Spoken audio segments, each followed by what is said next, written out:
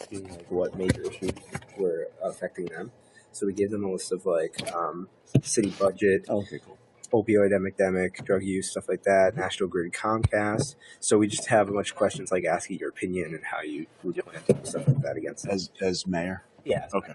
If you were to win, like what you would do. Cool. So I think we're just going to switch off. So the first question is, in both the school and citywide survey, we asked people which issues affected them the most. City budget was the most frequently selected answer. Which departments do you think are the most important to provide funding for, and why? And do you think there are any underfunded or overfunded right now? Okay, so the first answer is schools, police, and fire are the three most important ones.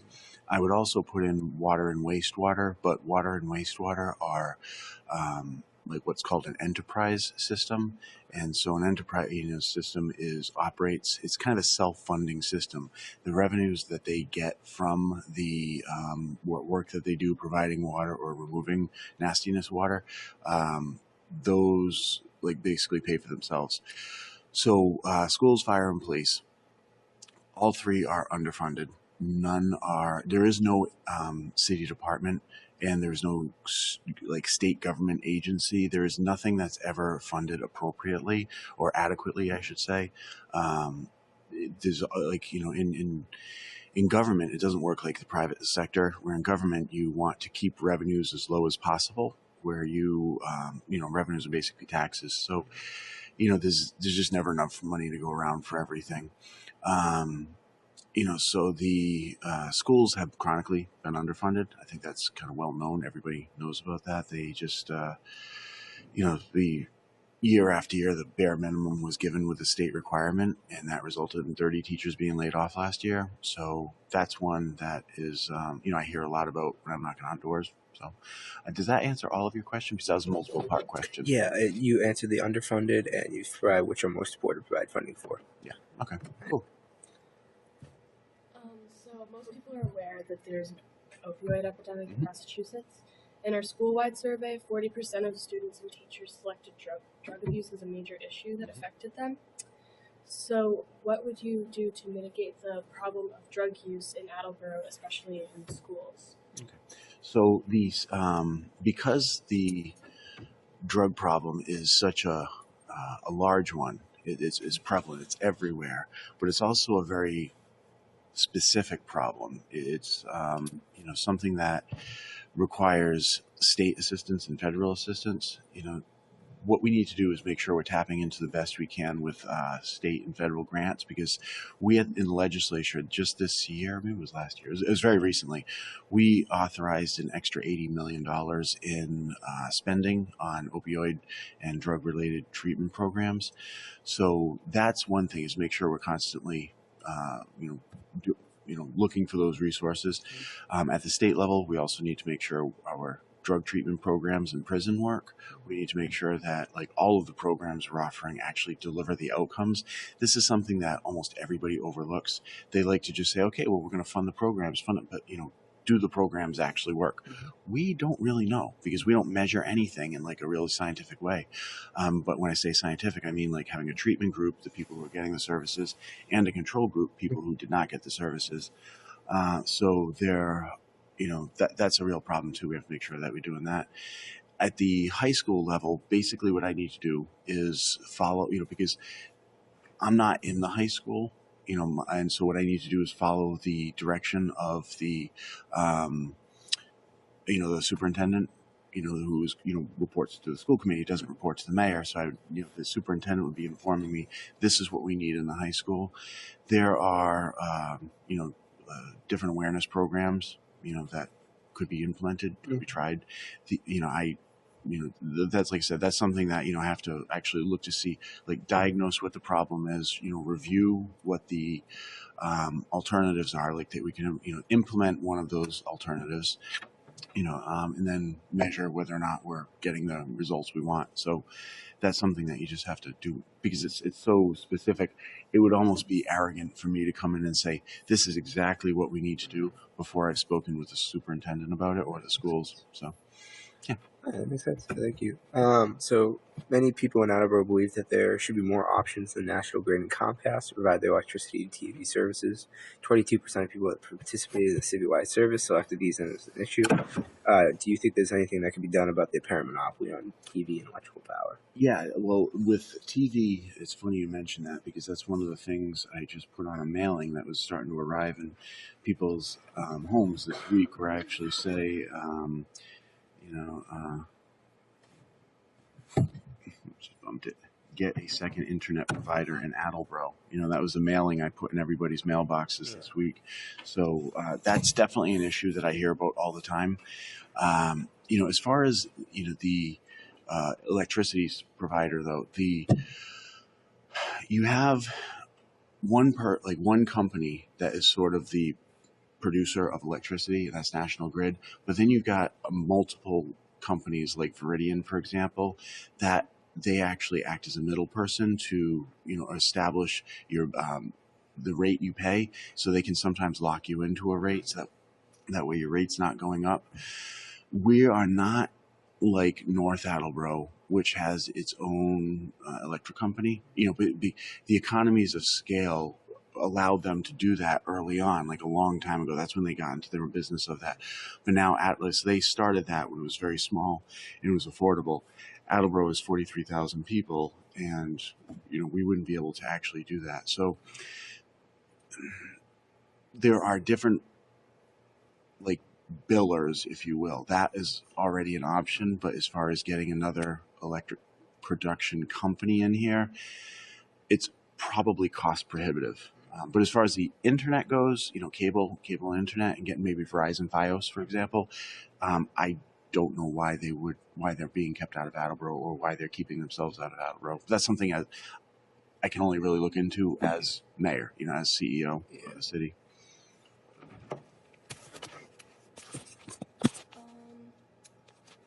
Although this wasn't a preset answer, many people wrote parking as an issue that affected them. Yep. Citizens believe there isn't enough parking near schools, especially the elementary schools, and others stated that there was no free parking near Riverside Park. So what do you think you could do to improve the convenience of either of these instances? That's basically a zoning issue where we have to look to see whether or not land not being used for parking can be used for parking. If that involves cutting down trees, like behind Studley, for example, during that area, that actually, God, there's not a lot of parking. It's like that little tiny parking lot.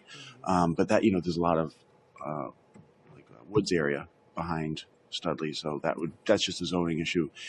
And that would be the case with Hill Roberts and Hyman Fine as well. It would be with any elementary school. So the other part to the question was parking downtown, was it, or just no? Riverside, yeah. Okay, so Riverside is not owned by the city. That is, we're talking about the new Judy Robbins River Walkway, the River Parkway, yeah. So that's not property owned by the city. A lot of people think it is. It's actually Attleboro Redevelopment Authority property, and so they don't report to the city. They're not part of the city. It's a private entity that basically gets grants or loans to repair blighted and dirty properties, like buildings that used to be factories that are now polluted. So that's what they do. And that riverfront used to be the DPW yard, the Department of Public Works yard. So they basically purchased that. They fixed it up, made it a lot prettier, but now that's still theirs. So that would have to be a conversation we have with, the ARA to see what they're willing to do. Expanding beyond the question, though, into what I've heard from people is that there's not a lot of parking downtown. And I don't know if you said that was part of your question. I don't remember hearing that, but that's an issue I hear a lot of as well. People are really concerned about parking downtown. There's not enough parking to, yeah.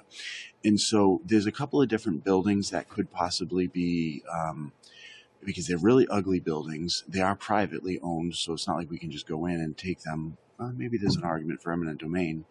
But the couple of properties I'm thinking of is one of them's across the street from the Sun Chronicle.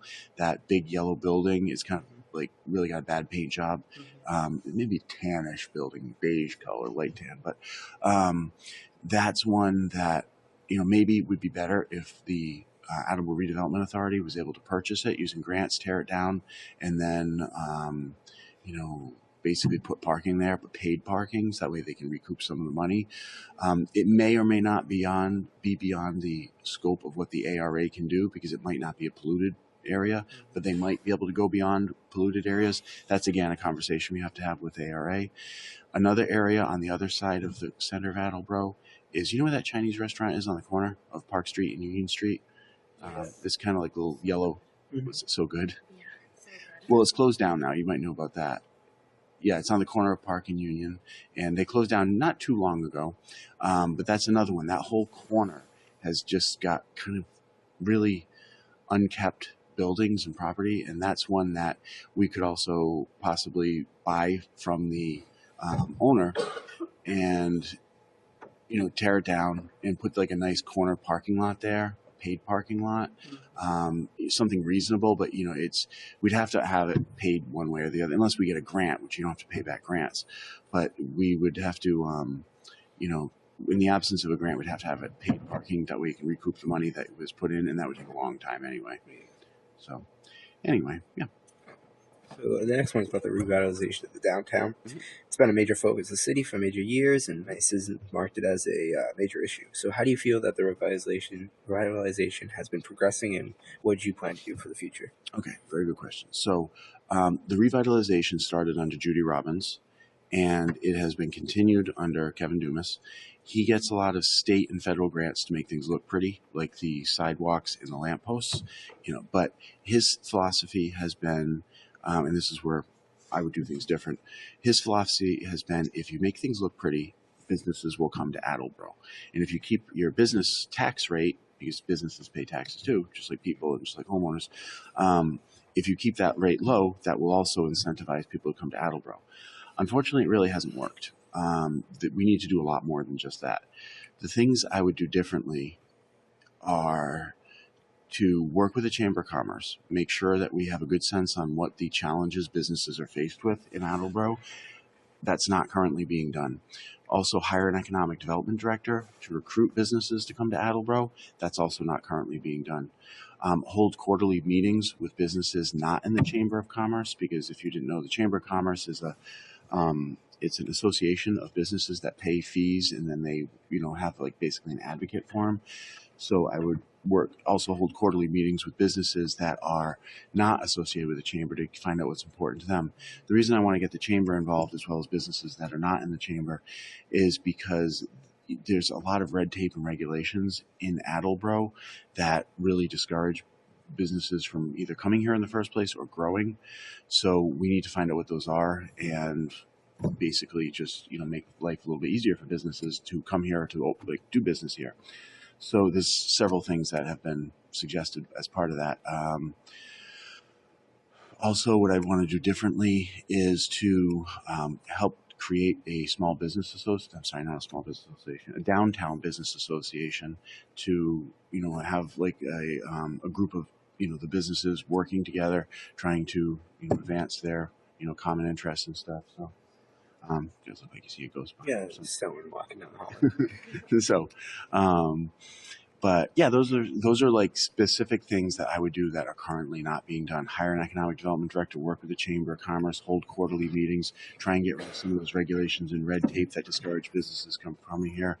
Create a downtown business association. Those are at least 5 things not currently being done.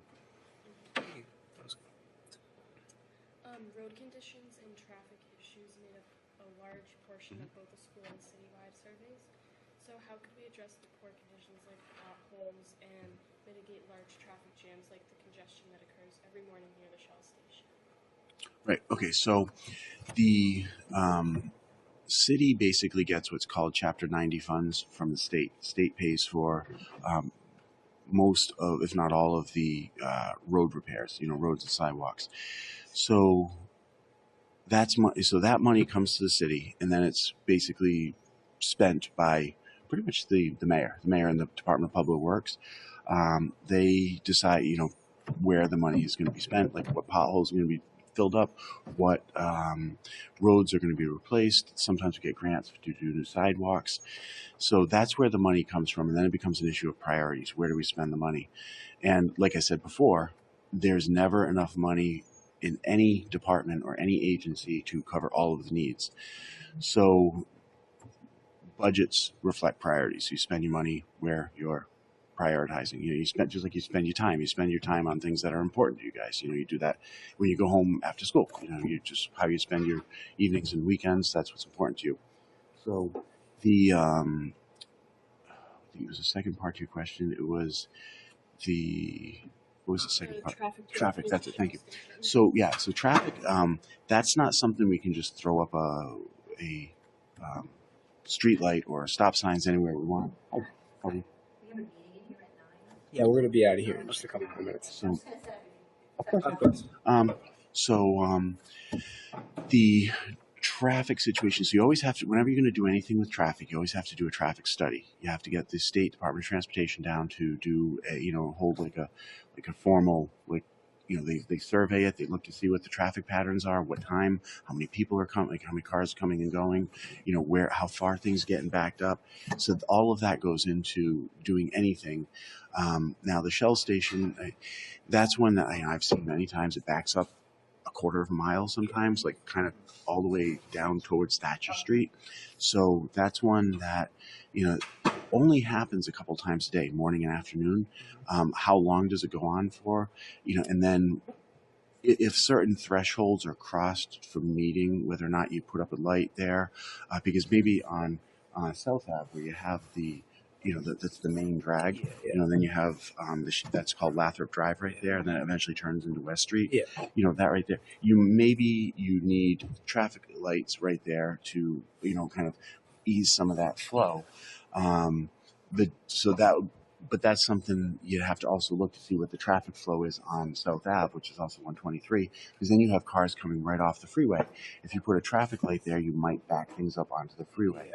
So that's something that people who are experts in this, that's what they do for their career, they would spend the time looking at that traffic pattern and studying it to see if it's even feasible to put up a traffic light, there or not. So it may or may not be feasible, so that's to be determined. That's why they do a study. All right, so we're gonna kind of press on time. We have two. I can answer shorter questions. Okay, yeah, we just go ahead. So the next one is the Algonquin pipeline, and what are your opinions on that? The creation of something like that. So this is getting to the Rehoboth compressor station. Yeah. So that's something I've been out in front of actively opposed to. It's we do not need the extra, natural gas production here in Massachusetts. We got plenty of other ways to get energy produced here, through natural resources, wind power, solar. So it's not, what they're basically doing is they're pumping up fracked gas from Pennsylvania through Massachusetts to get ultimately to Canada, because that's where their customer is. And they say that, it's from Massachusetts too. It's not, nothing to do with that. It's, it's just them doing business in our backyard at our expense and at our cost, in terms of the, pollution, the noise pollution, the potential for explosion. So yeah, that's my quick answer about that.